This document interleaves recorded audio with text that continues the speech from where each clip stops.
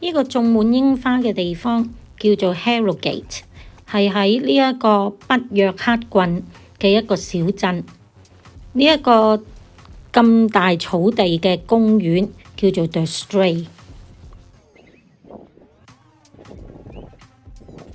喺英國嘅春天，特別係喺陽光普照嘅日子之下，係好適宜嚟到呢一度野餐，同埋同細路仔玩下遊戲。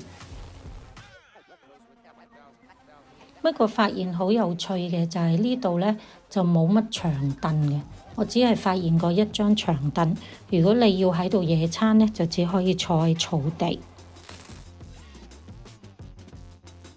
呢一個 Harrogate 嘅地方，你一踏入呢個地方，你就發現呢一度係一個傳統嘅富人區域，周圍啲風景好靚。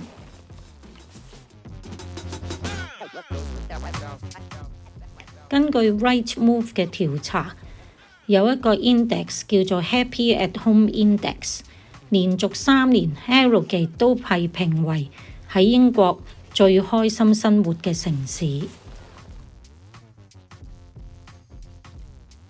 嚟呢度欣賞櫻花，仲可以有免費泊車，主要係泊喺一啲住宅嘅區域，譬如係 Trinity Road 或者係 Tyrwhitt Avenue。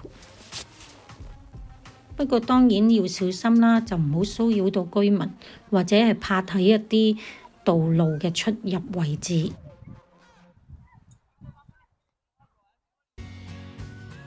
除咗欣賞櫻花，Harrogate 都係一個出名佈滿泉水嘅地方，所以佢呢一度有一啲景點係一啲叫做 Turkish Bath 嘅地方，仲係可以享用到嘅。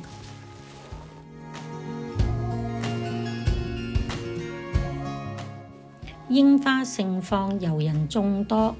雖然大家呢見到咁靚嘅櫻花都係好踴躍咁去影相，但係好彩都維持到英國人好有嘅尊重同埋禮貌，大家都好禮讓，所以呢都係一個好開心、好悠閒嘅一個打卡同埋郊遊地方。